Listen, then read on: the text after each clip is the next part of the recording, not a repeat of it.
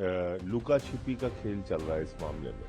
मोदी सरकार जब से आई है उसका खाली एक लक्ष्य है, देश के संसाधनों को अपने दोस्तों को देना। हमारे प्रधानमंत्री जी, हमारे मुख्यमंत्री उत्तर प्रदेश के, ये लोग नफरत फैलाने का काम करते हैं। और त्रिपुरा के एमबीए छात्र के साथ जो घटना हुई वो बहुत ही शर्मनाक है। प्रधानमंत्री को सामने आके ऐसी घटनाओं पे बोलना चाहिए। देखिए, ये बहुत ही अजीब बात है कि लुका छिपी का खेल चल रहा है इस मामले में। मैंने शुरुआत में ही कहा कि सीबीआई ने सारे तथ्य क्यों नहीं रखे हाई कोर्ट के सामने। जब इस केस में एक मर्डर हो चुका है और पीड़िता पे हमला हो चुका है, तमाम परिस्थितियां कोर्ट की भी जानकारी में है और सब कुछ है, तो सीबीआई ने अगर हाई कोर्ट पे अच्छे ढंग से पैरवी की होती, अच्छे ढंग से इस मुकदमे को लड़ा होता, तो शायद जमानत नहीं मिल पाती। लेकिन उसमें सरकार के इशारे पे किया गया या कैसे किया गया मुझे नहीं मालूम, लेकिन उसका लाभ कुलदीप सेंगर को मिला। लेकिन जो पूरे देश में इसको लेकर प्रोटेस्ट हुआ, दिल्ली में प्रोटेस्ट हुआ, पीड़िता ने प्रोटेस्ट किया, उन लोगों को अरेस्ट भी किया गया, उसके बाद आज सर्वोच्च न्यायालय ने हस्तक्षेप करके ये फैसला दिया है। तो इससे न्याय व्यवस्था के प्रति लोगों के मन में फिर से एक बार भरोसा जगा है। लेकिन जो हुआ हाई कोर्ट में वो ठीक नहीं हुआ। दीपावली की नई परिभाषा जो बताई जा रही थी 100 मीटर से नीचे वाली, देखिए, उसको तो मोदी सरकार बेचने के लिए खुद से ही कोर्ट के सामने सरेंडर कर चुकी थी। और मोदी सरकार जब से आई है उसका खाली एक लक्ष्य है, देश के संसाधनों को अपने दोस्तों को देना। इसी काम में लगी हुई है सरकार। तो इनकी एक मुख्यमंत्री हैं रेखा गुप्ता जी, उन्होंने एक दिन कहा कि हमारा मंत्री गया और कूड़े के पहाड़ पे उसने खड़े होकर कहा कि तेरे को जाना होगा भाई।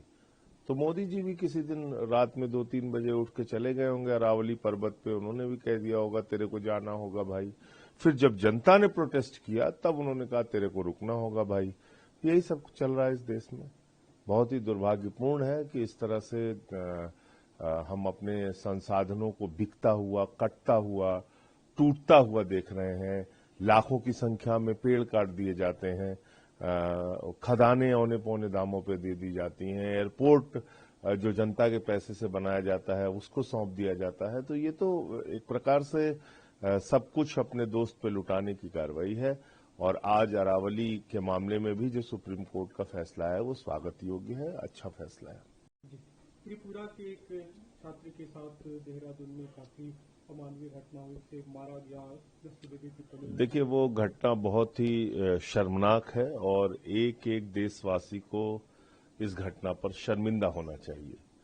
लेकिन दूसरी सबसे बड़ी बात यह है कि ऐसी प्रवृत्ति बढ़ क्यों रही है, ऐसी प्रवृत्ति क्यों बढ़ रही है देश भर में, हिंसक प्रवृत्ति। क्योंकि देश की सत्ता पर जो बैठे हुए लोग हैं, देश की सत्ता पर बैठे हुए लोग, हमारे प्रधानमंत्री जी, हमारे मुख्यमंत्री उत्तर प्रदेश के, ये लोग नफरत फैलाने का काम करते हैं।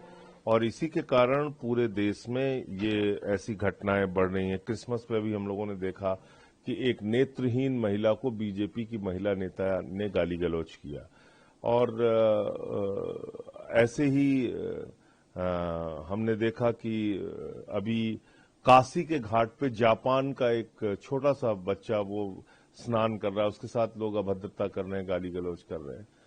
तो नफरत को बढ़ावा देने का काम जब खुद प्रधानमंत्री और उनकी पार्टी करेगी तो आप देश में शांति और अमन का माहौल नहीं उम्मीद कर सकते।